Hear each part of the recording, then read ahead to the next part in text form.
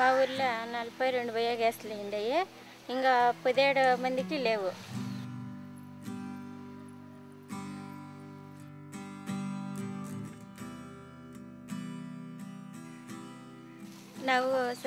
మేము పేడ ఎత్తుకొచ్చి ఒక బకెట్ పేడ, 2 బకెట్లు నీళ్ళే వాటర్ వేసి బాగా అంతా కలిపి ఇచ్చేసి దాన్ని దీంట్లో ఇది ఇన్పుట్ ట్యాంక్ ఇంకా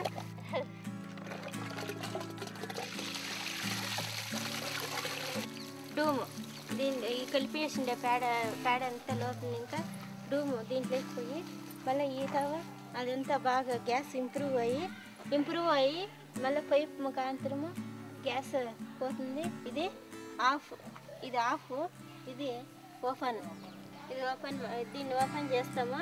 దీని ముఖాంతరం గ్యాస్ ఇంట్లోకి పోయి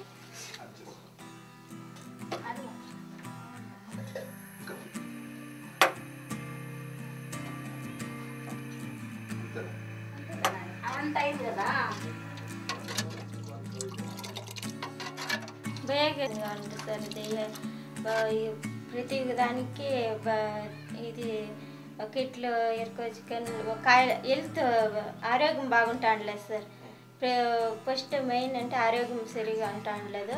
టైం జాస్తి పడుతూ ఉండే, ఏమైనా ఫోన్ చేయని టైం చాలా తీసుకుంటా ఉండే.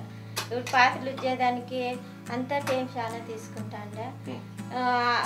చేనులో పంటలు అంతే కొసువు చాలా పుడిపోయి చేనులు పంటలు కూడా సరిగా అవుతా ఉండలేదు. గోబర్ గ్యాస్లు రాకముందు ఇది బయోగ్యాస్లు బయోగ్యాస్లు వచ్చిన తర్వాత పని బిర్యానీ అయిపోతుంది. హెల్త్ బాగుంది, అందరికీ హెల్త్ బాగుంది. చేనుల్లో ఇన్నాళ్ళు వంట మాత్రమే చేసుకుంటా అనింది. అది ఏమీ దాన్ని వేరే పనులు చూస్తూ ఉండలేదు, ఏమీ లేదు. ఇప్పుడు భోజనము చేసుకొని ఇంట్లో టైలరింగ్ అది చూసుకొని ఇంత మా యజమాని చేతికి ఇదే కాస్ట్లు అంత ఇన్కమ్ వస్తుంది కదా, అందుకే ఆదాయం వస్తుంది.